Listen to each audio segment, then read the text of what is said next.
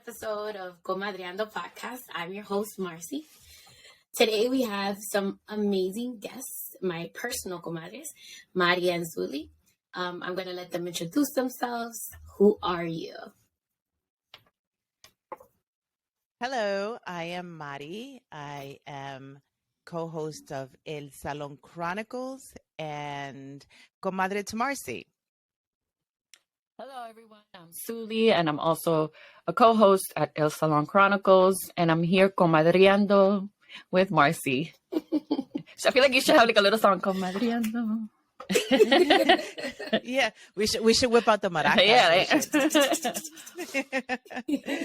So today's topic is introducing something that is a little controversial. We're going to be talking about religion and how we introduce that to children, especially children with special needs. If you're Latina, religion. If you're Latina, it's religion. So I just want to give a little bit of background. The reason why the topic came up is because I was having a conversation with my mother, and she actually asked me when I was going to put my child in catechism classes.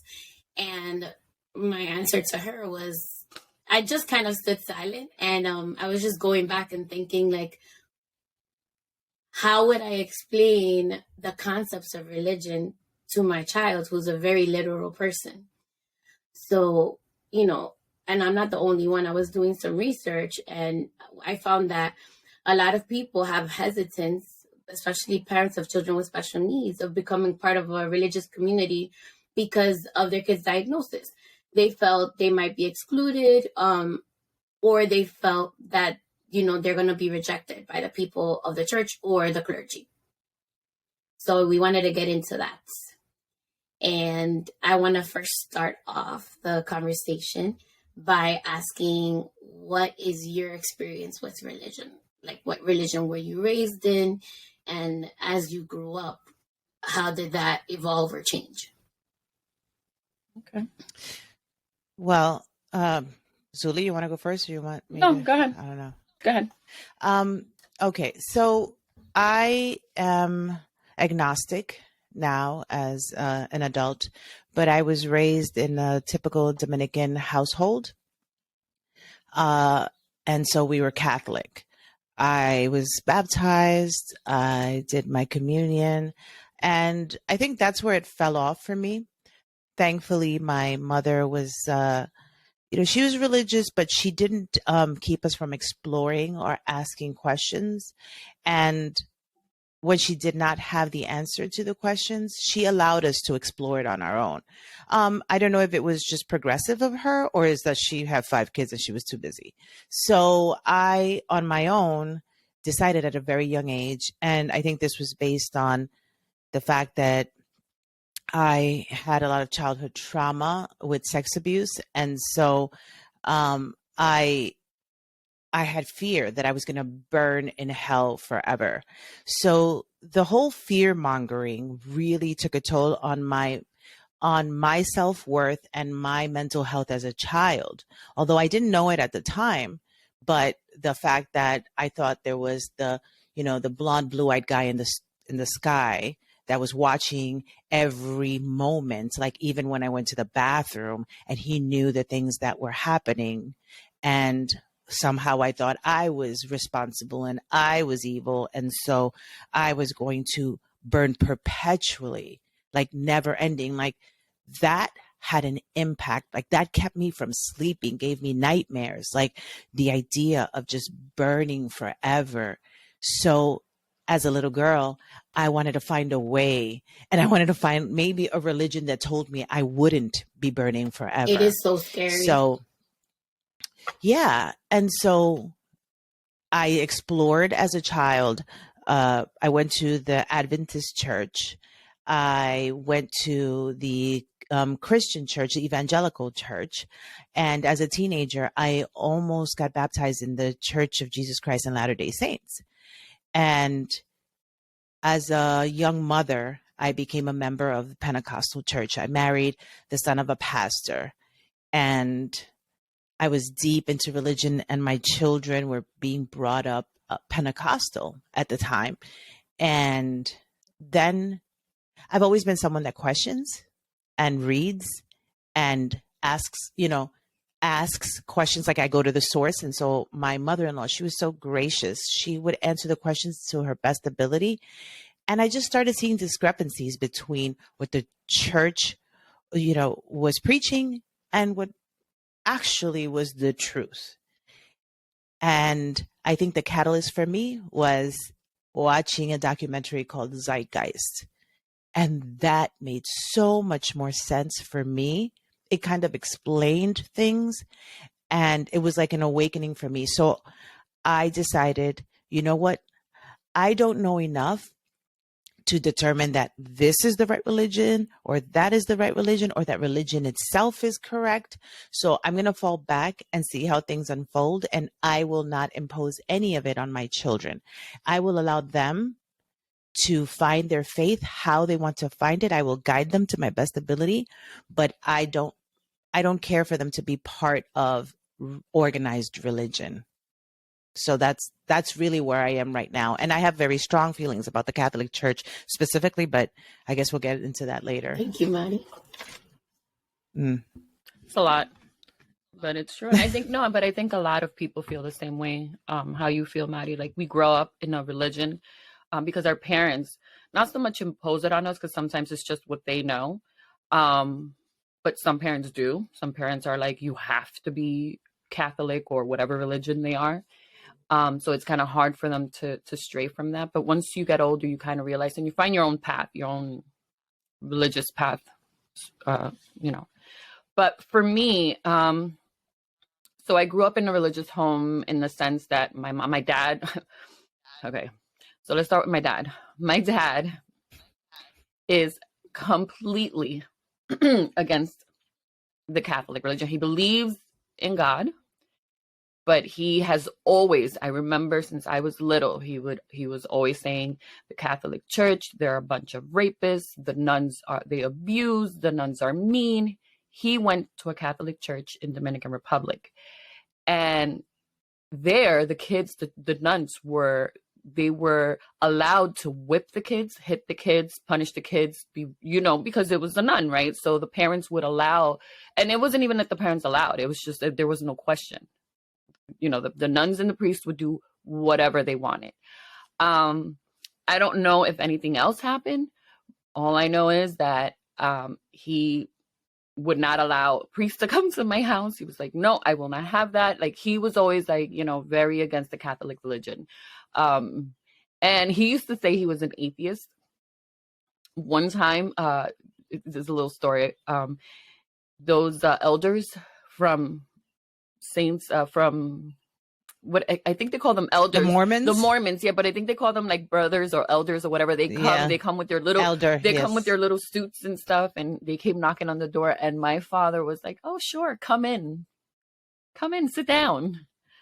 Let's talk religion. And he went into and my father's so smart that he comes off as being crazy.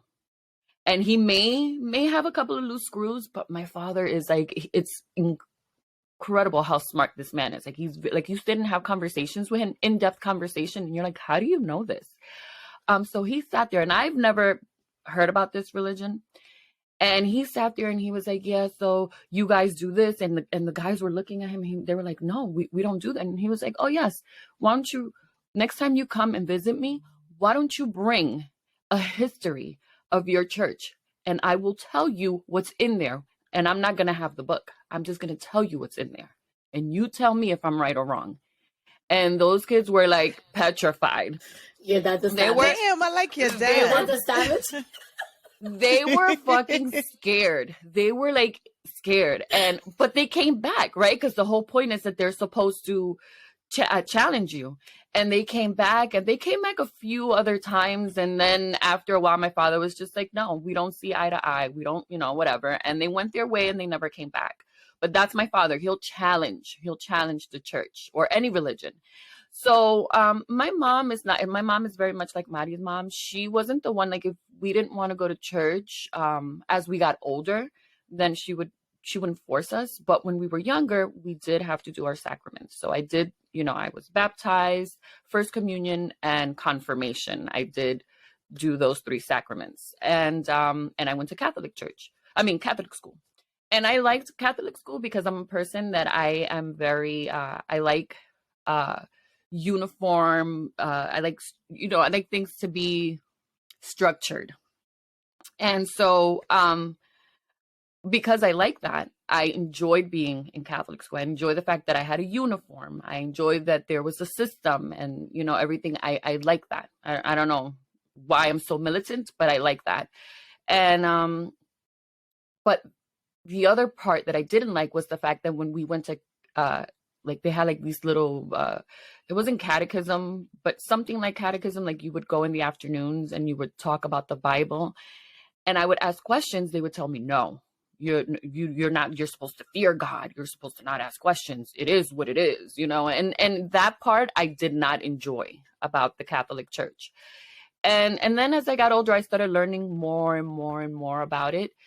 And I just did not enjoy, it was just like, the more I found out about the Catholic Church, the more I was just like, why do we sit here and we worship these priests that rape little kids, take advantage of little kids, that are probably raping nuns, because we don't hear about that. But there was, that was a huge thing.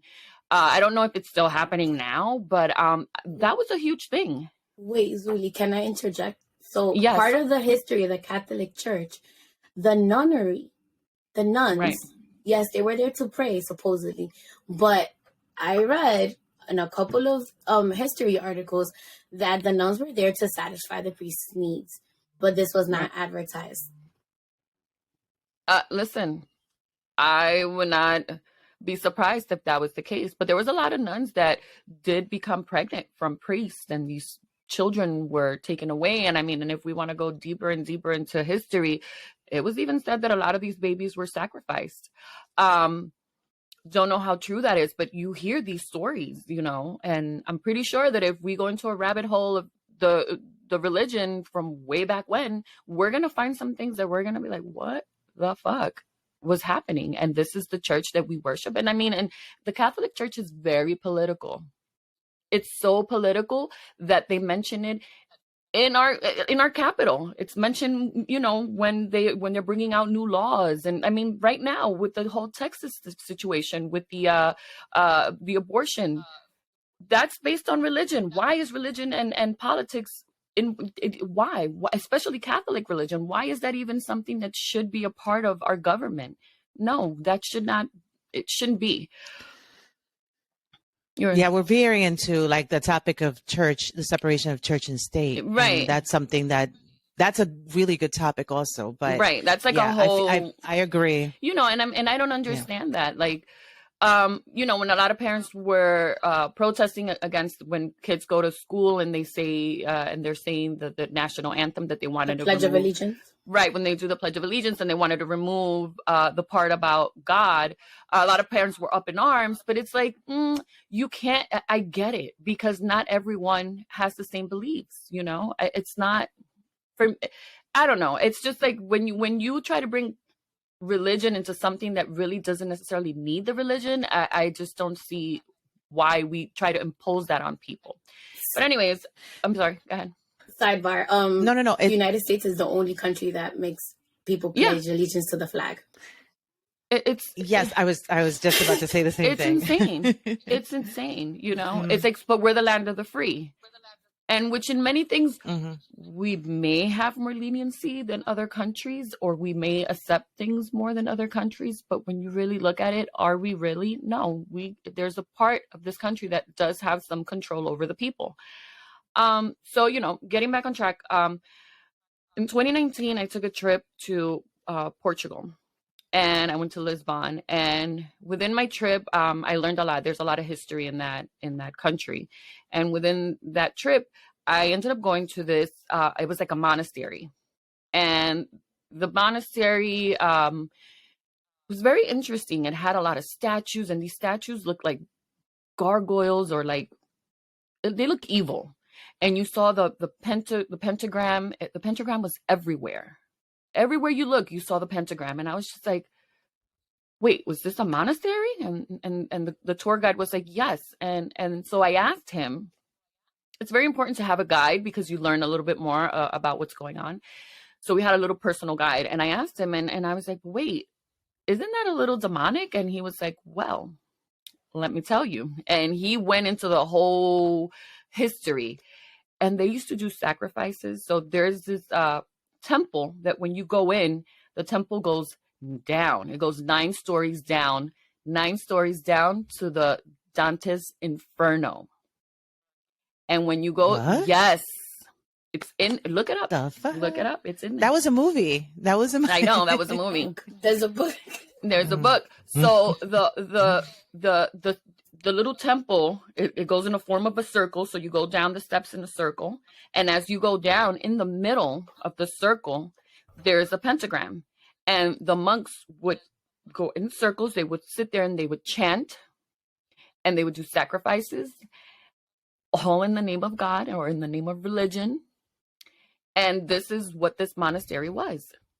And it's very, I mean, if you travel and you go to Portugal, I will tell you to go here and visit because it's very interesting. So what happened was, now I'm doing my research and I'm reading and I'm looking and I'm like, oh my God, this is insane. I mean, there was a little house that we passed on our way there.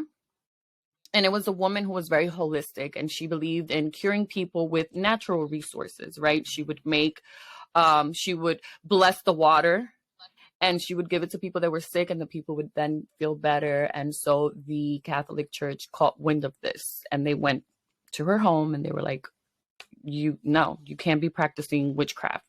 We'll have none of this. And they ended up burning her. I mean, while the whole village watched, because that was a thing back in the days. I don't understand how morbid people were. But the people watched her get burned. Sure enough, I think as I was reading, I was doing my little research, kind of refreshing my memory from the trip. They ended up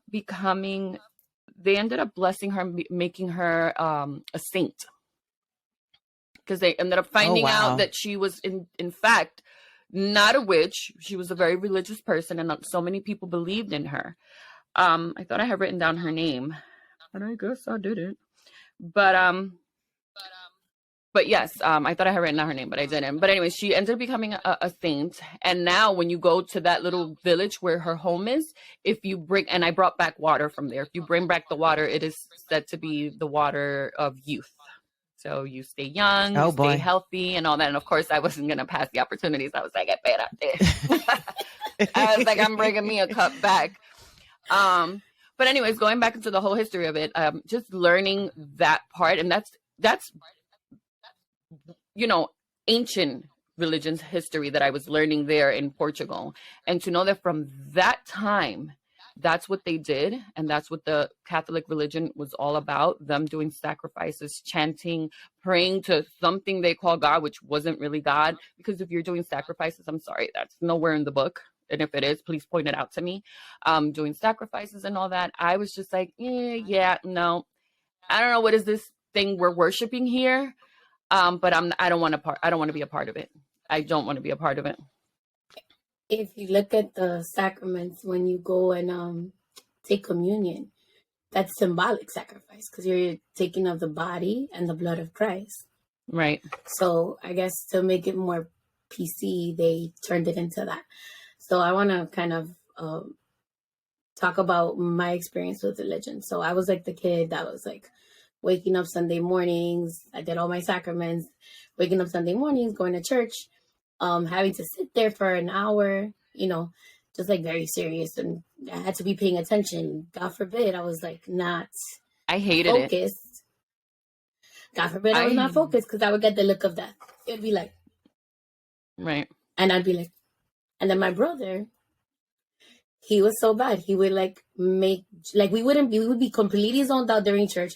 And then at the end, when they do the announcements, everybody's clapping, he would do this enthusiastic clap, like, hey! He didn't know what they were clapping about.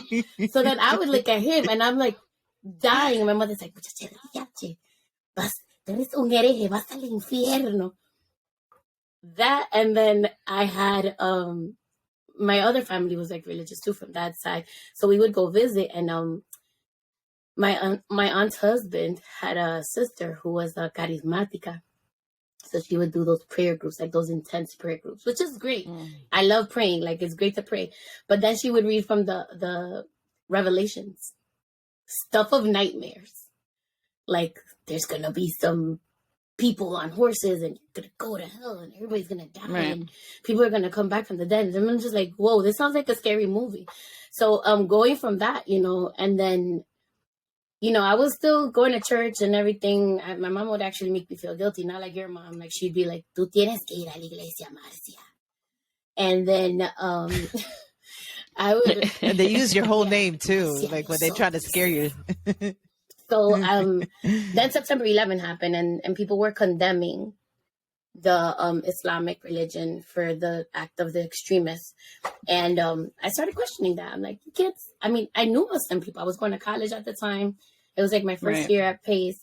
I was going to college, and I knew Muslim people. And I was like, these don't seem like the people that would go ahead and make some extreme act and hurt people. Right. So I started researching. I started reading the Quran. I started reading about Christianity. I was like, definitely not gonna be Catholic anymore. Like, there's a lot of stuff that's wrong with the church. At that time, there was a lot of controversies regarding finding out about child abuse by the church and all these other things going on. Right. I started researching Buddhism and reading up on Wiccan, like naturalistic pagan religions. So I was just kind of like, at the end of my search, I was just kind of like, yeah, I do believe there's a higher power because I've experienced some things, but I don't really feel like organized religion is the way to go. I mean, I did baptize my kid when he was born, but besides that, that's the extent of it. I mean, I'm teaching him goodness for goodness sake, not for the fact that if you do something bad, some stranger's looking at you in the sky and then he's gonna send you to hell. And you're going to burn for eternity. Yeah, that's like perpetuating like emotional and psychological abuse on your own children. Absolutely. Like, I don't understand. And I'm sorry to interrupt you because I'm like, so like I'm trying to, but it's like, to me, it's like, it blows my mind as a parent to like say these things to children. I would not say it to my children because I remember what it did to me as a child. Right. And it kept me from saying a lot of things because it's like, all right, God already knows because he saw it, but I don't want my mother to know too. And I don't, and that made me pray. And I'm like, pray as in like for predators, not pray. Right. So to me, it's like, thank God that my mom didn't make me have to go, be a part, like the monaguillos in the church and stuff like that. My mom was too busy for all of that. But I think of the children that did, like during, I'm older than you, Marcy. So, back then we didn't have like the information that we have now. Right. We didn't have access to information. We didn't have Google. That's how old I am. So, you know what I'm saying? Yeah, so we couldn't research. Like, we had to have there wasn't a search bar. Faith. Yeah, no. I had like Encyclopedia Británica. I went to the library to do this research, miss. Pero yo fui a la librería a buscar todo libro. Yo no tenía ningún Google tampoco. I had just got a computer y no estaba así como está ahora. Okay? Yeah. But it wasn't as easy accessible as it is now. No, definitely not. Yeah. So it was like you couldn't question. And when you did, like my mom, like I knew that I would like throw her off because here's an interesting thing. And I think Zuli and I have this in common where my father, I've never seen my father in church. My father will not set foot in a church. I don't know why I've never asked. And now you just sparked something. Maybe the church is going to go up in flames if he walks in. I think he's going to go in flames. My father will probably evaporate. But I remember that my father had this book and we were talking about it because I've always had these like in-depth conversations with my dad. And my dad was talking to me as a child about artificial insemination. And he was like, what if Virgin Mary, Dike Virgin, was artificially inseminated? What if, aliens came and they were experimenting and they artificially inseminated her? And she then became pregnant, had this child, and Joseph was like, no es mío, pero, me voy a ser responsable, pero, and then this is Jesus, the first peach tree child, because, and my mother was so angry at him for saying this shit to me. Cause you know what? I used to go to charm school, and we had this, class about how to interview and how to speak publicly. And I remember that when I walk up on stage and I sit down and they ask me, so what are your thoughts on religion? And I regurgitated everything my father said. My mom was trying to be like, like Homer Simpson in the bush. Yeah. She was trying to be like, this is not, I didn't say that to her. This is not my daughter, So, like Zuli, at least we had, parents that, kind of made us and I think that that's why it really wasn't enforced, because I had two parents that had different views on it, and they were literally from drastic ends. Like my mom was like religious, and my dad was just like, ain't having nothing with it. Don't want it in my life. Nothing. But my mother's very open. My mother's not the type of religious woman that she's like, no. Taki, like sometimes she'll say something and I'm like, Mom, no, let's sit and let's talk about this. And she will, and she'll listen, and she'll say, you know what? Well, okay, I understand that. And then she'll like say something like, bueno, sí, en este entonces había eso. Ay, eso puede ser verdad. Like she'll actually be receptive to what I'm telling her. She's not like some parents that they're like, absolutely not. You will not use God's name in vain. You will not speak ill of this religion. No. My parents are not like that at all. They're very modern when it comes to that. Papi he was always so questioning person. Like we've had this conversation before. He's like researching Karl Marx and read the Communist Manifesto and wanted to go fight in Cuba and all this stuff. But with that, and he was like a studied man and he used to love to read. With that, though, he was raised by his grandmother. And his grandmother was heavy religious. So I remember I'm just remembering this now, for Semana Santa, for Pal Viernes Santo, he would wake up mute and he wouldn't speak until he took a shower to anybody. And my chatty, but I would wake up like, hey, Dad, good morning. How are you doing today? I'm like, why are you not talking to me? And he's like, and I'm like, okay. So, he grew up with all these things, but like, even then, like, I feel like when he got sick with cancer, like we went back to like starting going to church again. Like we always went to church, but it was like more heavy. Like we would go like twice a week. And then we would have the charismatic ladies come and pray over him in the house. But yeah, it's very interesting, like how we grew up. And even though we are from the same country, how people have differing views. Mari already said a little bit how she felt about bringing her children into religion and why. And then Zuli, I wanted you to maybe tell us how did you introduce religion to Dalen? So I sort of just did it. It came naturally because that's the Catholic religion was the religion that I grew up in. So my mother and many other family members were always like, you have to baptize him. You have to baptize him. And I just didn't quite understand the whole point of baptizing someone and then finding a godparent. So I'm a psycho mom, and I don't think anyone will parent my child the way that I do. So if I die, I may take him with me, or because I'm like, yeah, I don't think he'll do well with anyone here. That's how psychotic I am with my child. Or I don't know. I didn't understand that. So it took me a really long time to baptize my son.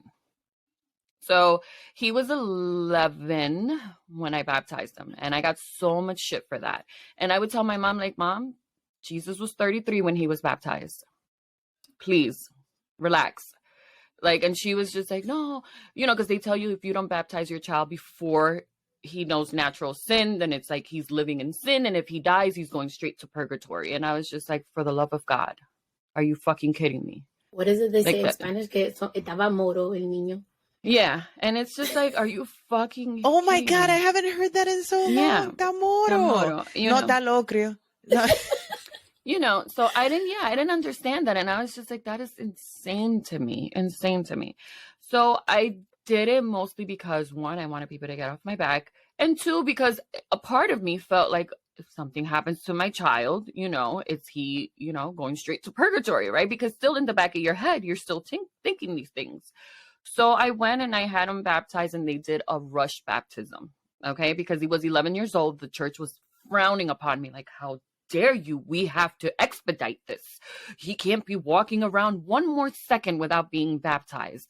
So I had to find a godmother and a godfather in a day, because they literally called me and they were like, we're baptizing your son tomorrow. I was like, what? You know, and usually when they're that old, they make them do classes. And they were like, no. At this point in his life, he should be doing his first communion. So we're going to expedite it. We're having first communion. We're doing baptism tomorrow.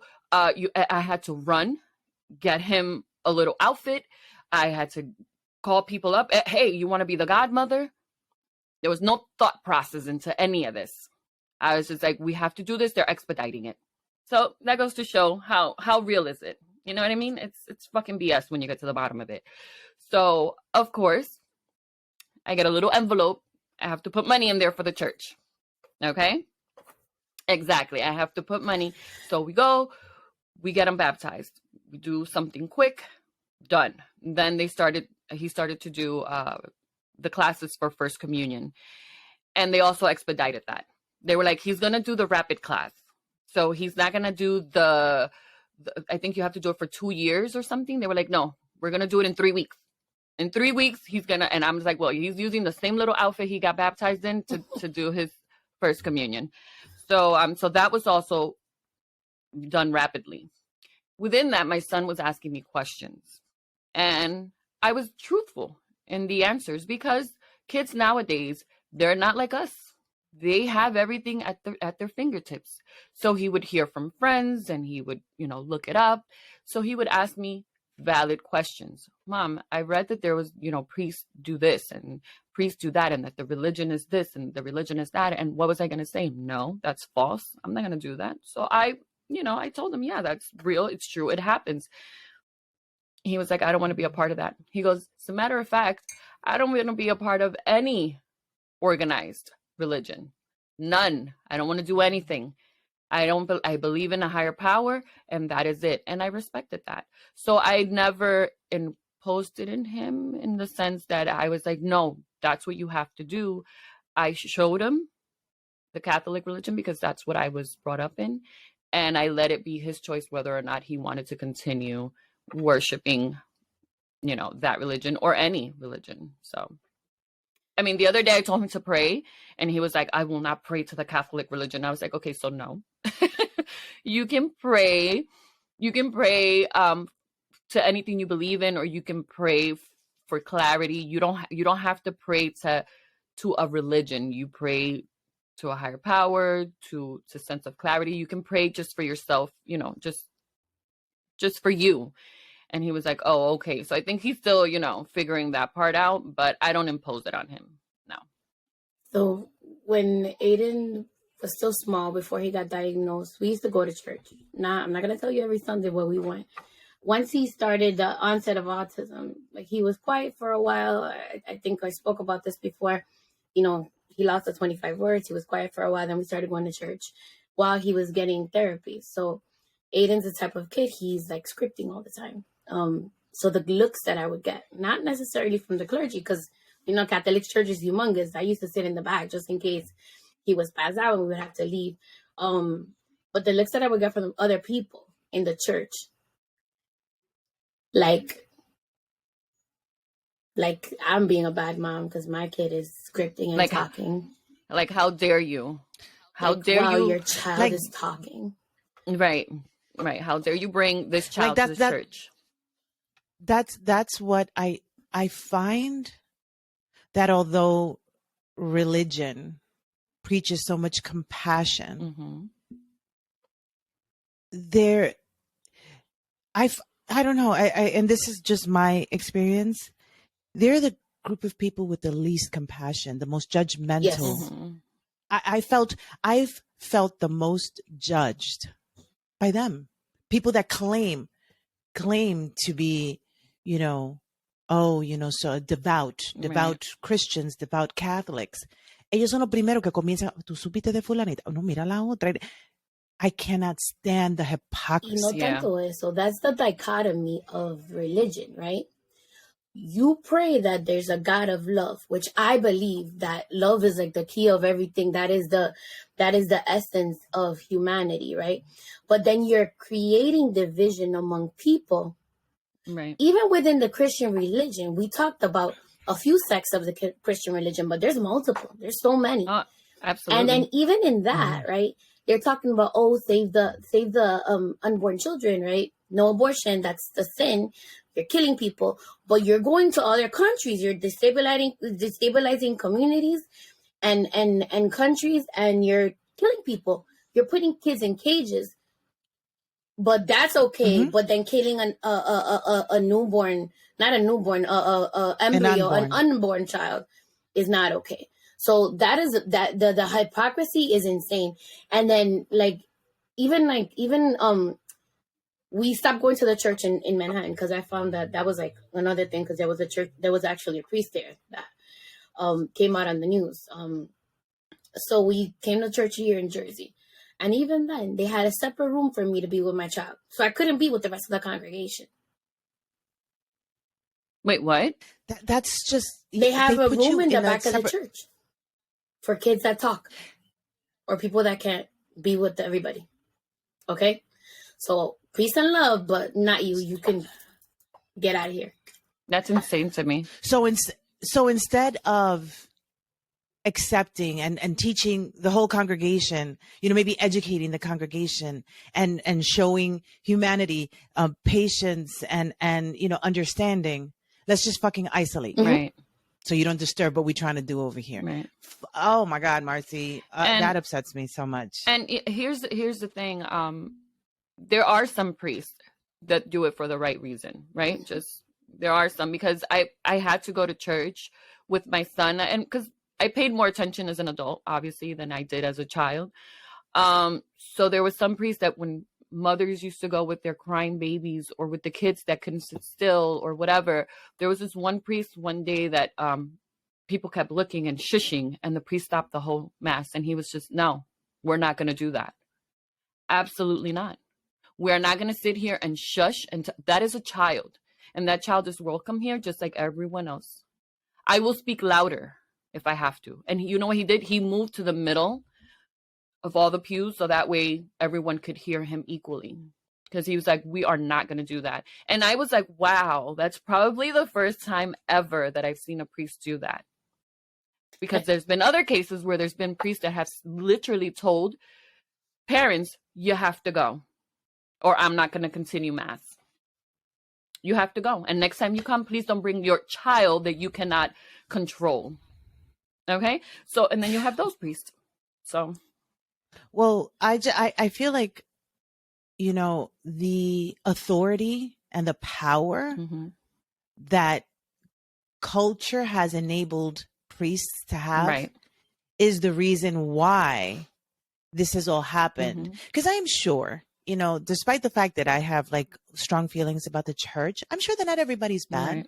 I'm sure there are some amazing priests that do so much for the community, las monjitas. My mom is a good person. She's a devout churchgoer. Right, like my mom. There are a lot of good people. But then there are those that, that take this power and leverage it against their, they use it because of the, blind faith and do not question. As far as like what we were talking about in our WhatsApp headquarters, we were talking about, the sex abuse scandal in the Catholic Church. I mean, all they do is move the I'll elaborate a little piece. bit. Yeah. Like Marcy, like to me, like that's the reason why, like, I guess, like I have so many questions, but like, because I don't understand. So I guess you're the best person to ask, but like bringing Aiden to Sunday school and trusting people to, do to teach him and to not. My sister, my niece has, is special needs, and she doesn't often say everything or is able to articulate everything. My sister has a huge fear, and she's 18 already. Y parece una mujercita y tiene un cuerpecito y tú la ves, and she's like, pero cómo tú la llevas a la iglesia y le da, and then try to teach him to be independent. My sister wants to encourage, because Ashley wants to be independent, and she wants to do things like other children, and she doesn't want her mother sitting next to her. Pero después, ¿cómo tú lo haces sabiendo todo lo que tú has leído, everything that, that's in the news? Like, I don't know, like, how do you, Marcy? I honestly, for Aiden has been challenging, because this is something also, because I read an article about, I went to Autism Speaks and I searched religion and children with special needs, right? And basically when I'm just paraphrasing what they said, is like, one of the most challenging aspects for kids with autism is that they're very abstract. So if they read Amelia Bedelia stubbed her toe, or like, some kind of idiom, right? They're not going to necessarily understand that it's referring to something else. And that's a lot of what the Bible says, right? It might say something literal, on paper, but the interpretation is different. This is why there's so many different Christian religions, right? I use the same Bible, but their interpretation of what is written in the text is completely different. So how am I going to subject my child who has a difficulty grasping certain aspects of communication, and is very abstract, to understand what they really mean? Not only that, but exactly like your sister, my son doesn't always necessarily tell me what happens, in school. Like, he'll script and he'll tell me different things, but he won't tell me like such and such said something mean to me, or such and such did this to me. I've taught him, you can only touch your own body. If anybody touches your body, you need to tell mommy like ASAP. But even then, I can't trust that he's actually going to tell me that. And I'm not going to say that every person in the church is a pedophile, right? But the possibility is there. Just like leaving him anywhere, with a sitter, with whoever. It's just, I honestly, I feel like your sister, I'm very fearful. And I feel like I don't want to put my kid in the middle of something like that, which is why, I've taught him to pray and how to be good on his own. Like, I don't want to put the fear, and I also don't want to subject him to people that might have questionable standards. Right. And we're talking about the Catholic religion because that's the religion that we know, that we grew up in. But there's so many other religions out there that you're like, what? Like, when you hear about Pentecostals, my landlords are actually Pentecostals, and they're really nice people, but they're very judgy. I hope they never listen to this episode. Or you will be evicted. But they're very, like, sometimes I'll sit there with the wife, and she'll go, she gives me the tea on the neighborhood, and I'm like, okay. And a part of me wants to know the tea because I want to know what's going on. And I don't, and a little bit about that. I'm not totally against nosy people in your neighborhood, because nosy people sometimes can save your life. Yep. So I'm not totally and completely against nosy people in the neighborhood, but holy crap, she'll go in and she'll just make up these things. And I'm like, but do you know that to be true? Yeah. Or are you just speculating?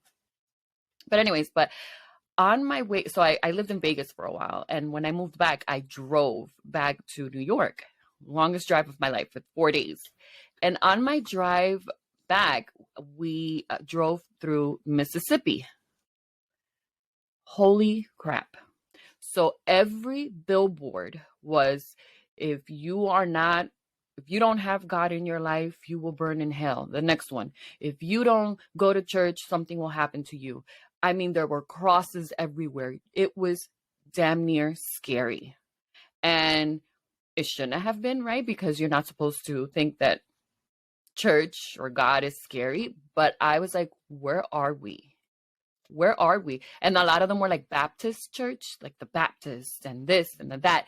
And if you've seen religion in the down south, those religions are scary. Those religions, they're the ones that are still like burning people.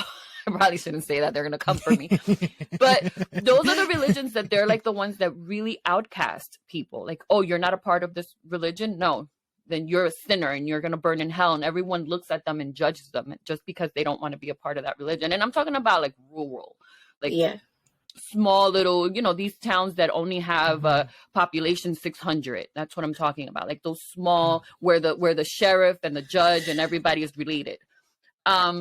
There's just one person. Yeah, it's just, the sheriff, it's just the one judge, person. The priest, like, you go to the library and it's like, I'm the sheriff. And that person owns the whole little town. I'm talking about those little really backward places. Those people are like really like hard on religion, and they're like, oh my God, it's scary. Those are the people.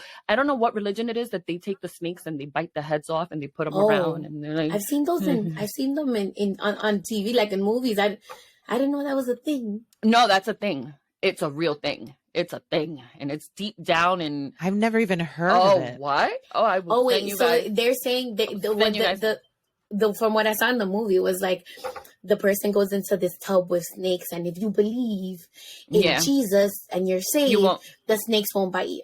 They won't bite you. And it's like rattlesnakes. Mira, coño, get the fuck out of here with that bullshit. Yeah. No, like that's an actual thing that really happens. And I'm like, and they have the Bible. And I'm like, where in the Bible does it say that? Where? So like the Quran doesn't say in the Quran, it doesn't say anywhere in the Quran that if you kill infidels that you're gonna get whatever many virgins when you die. That doesn't say anything. That's nothing in the Quran. Because the thing okay, God is not scary, right?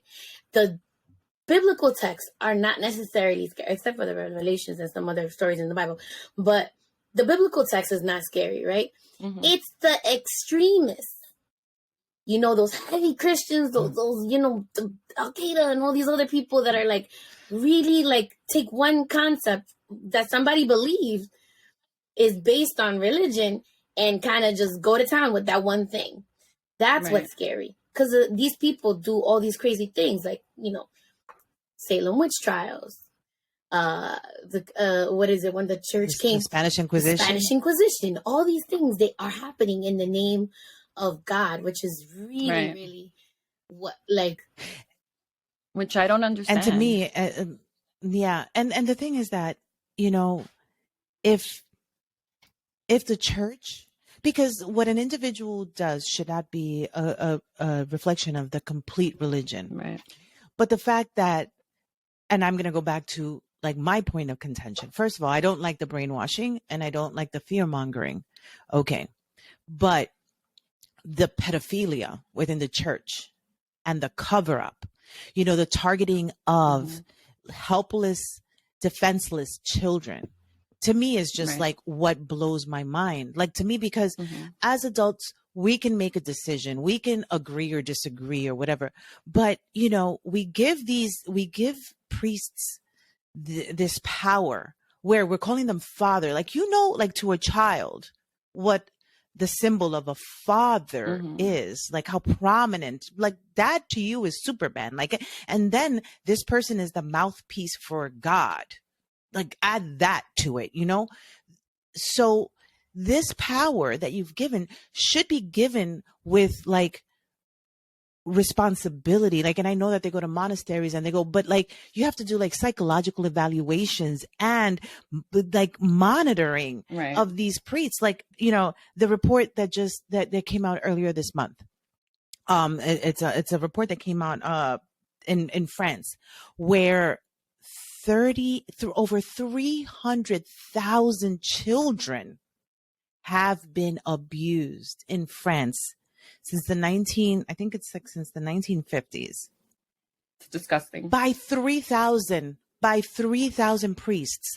How many kids were each one of these priests molesting? And the thing is that all the church did was move them around, put them away for a little bit and then move them around. Like the teachers that go into the rubber room. Like it's like, no. They don't get fired. No. They don't get fired. No. Yeah. And it's just like, how? and I was listening to, this report, and they were saying that, they're not prosecuted the way that we are, because they're higher beings than we. Like, I don't think a one person made out of flesh, made que caga y mea y hace toda la vaina que yo hago, should be exempt from any, from prosecution. So, but what they were saying is that it first has to be acknowledged as a sin for the church and for churchgoers to like, so it first has to be like acknowledged that this is a sin. But the fact that the church they won't accept responsibility. You know why? Because they don't want to be sued, because to them, money is important. They're gonna, and you know how much money they have, coffers for just to pay people off. Like, shut up. So it's like, how can you preach love, compassion, all of these things, but then at night, you're molesting children. You're taking them. I was listening to this podcast about this, and this was in Ireland, like this poor town. The parents, the people were poor, and they were very, very, the Irish are very Catholic. And so, to them, having a priest visit their house is like an honor. Like, they take out their best china and give it to the, and give the priest the best food and whatever. And there was this father that molested almost all the children in this little town. And the kids were all afraid of telling their parents. They wouldn't tell the parents. And the priest would, like, while the parents were in the kitchen cooking, he would go upstairs and molest brothers, siblings, cousins, all the kids there. Oh, and it was discovered because the 13-year-old boy, one of the kids that went, and the parents would work really hard to be able to send the children to Catholic schools. So they would pay, and to them it was prestigious to go. But all of the principals in the 3 schools in that little town were all pedophiles, and they were all in on it. And so it was discovered because one day the 13-year-old came home. And the mother had noticed that after they had done a church trip to the beach, and the priests took all the boys to the beach and whatever. And the son had been like really quiet and whatever. And the 13-year-old came home, and he went upstairs to his room and whatever. And the mom was in the kitchen, whatever. The sister goes into his room to get an eraser.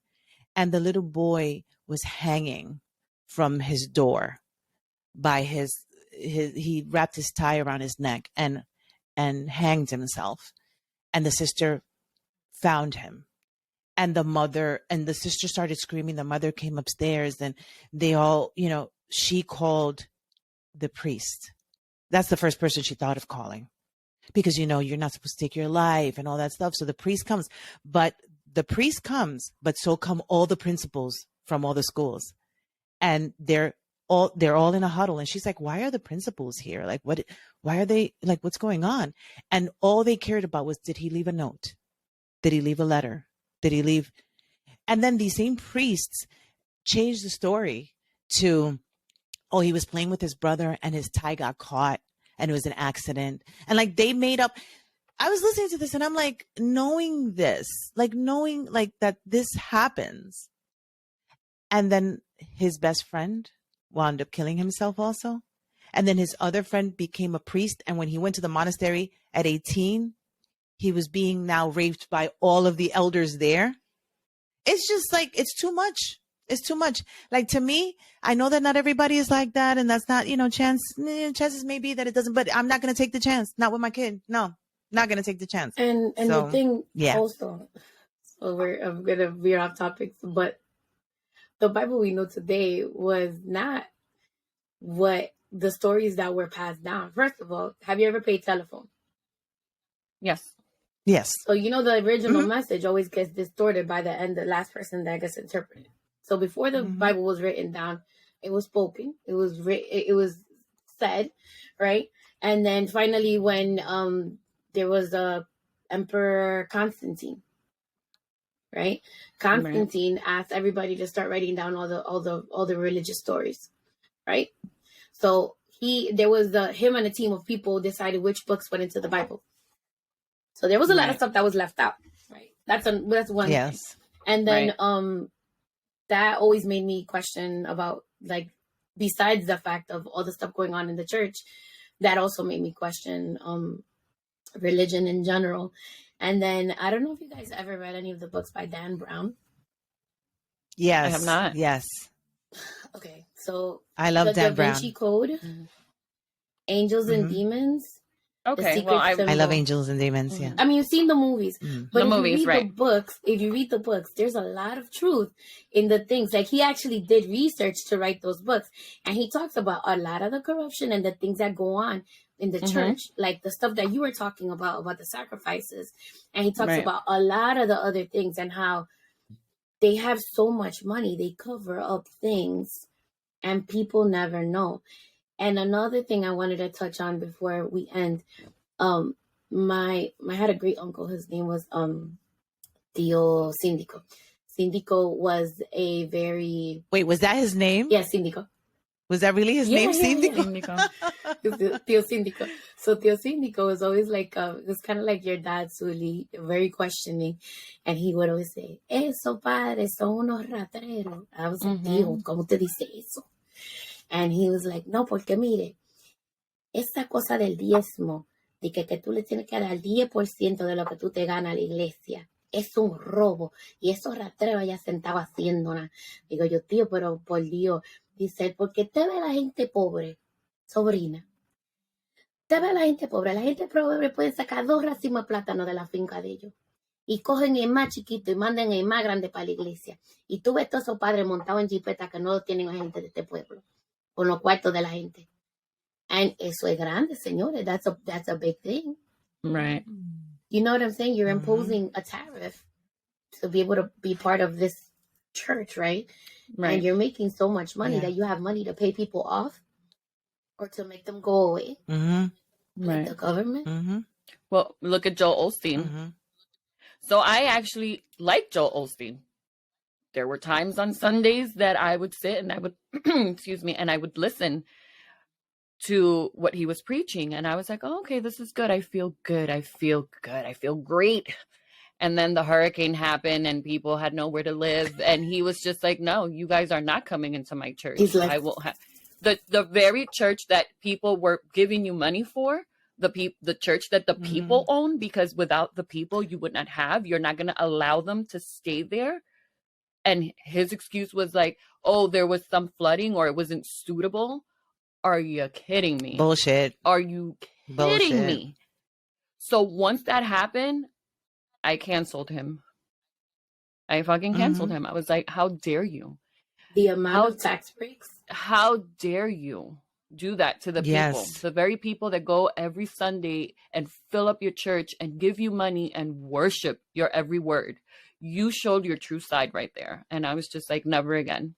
Never again. So, and why are you living this lavish life? I don't understand that. You know, I don't understand that. You know, when I see people like Mother Teresa, I'm like, there's a true godly woman. This woman was walking amongst the poor, the sick. She had no riches. She probably wore the same clothing every day, but she was walking around and she was genuinely trying to help these people with the word of God, right? Because she didn't have any money. It wasn't like she was, you know, helping these people out monetarily. But that, to me, that's what religion should be about. I agree. You know, for you to pray over someone and be godly in that way. To bring it back in, though, because we're almost ending. We're not saying we're, you know, don't go to church, don't do this, you know. We're just, you know, people that are questioning. And for those of you that have kids with special needs and do want to introduce religion to them, there's a bunch of resources on Autism Speaks. There's even resources for churches, clergy that want to, you know, help the congregation, you know, understand people with special needs and be less judgmental. I'll put that in the show notes. But I want to thank everyone for coming to Comadre Time and being part of our conversation. As always, if you want to send me a Comadre-Gram, you can hit me up on IG or send me an email at comadreando@esthethenetwork.com. And if you want to reach Mari and Zuli, ladies, do you want to drop your handles? Sure. You can reach us at El Salon Chronicles on IG, on, you know, El Salon Chronicles, at gmail.com. And we have Right. Salon Chronicles also at ESC, the network. And what else? Oh, we're on Twitter and Facebook also. Yo no sé si yo We're on chequeo esa everything. vaina, If you no, pretty pero, much, pero if you you can find us. I mean, if you Nosotros go, estamos en toda menos en misa.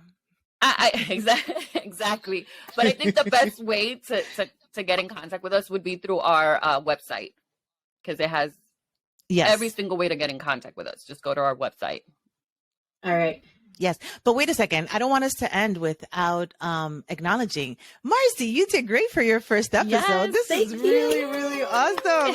She was so prepared. I'm so proud. I feel like a proud mama. Yes. Welcome to the podcasting world. I know. I mean, it was a heavy one, but yes, girl, it was good. Yeah. I love it. Thank you, ladies. Yay. Yeah. So with that, tune in. If this podcast is of use to you, or you think it would be of use to anybody else, please send them the referral to join us, and expect many more episodes to come. Thank you for coming to Comadre Time. Bye. Bye. Bye.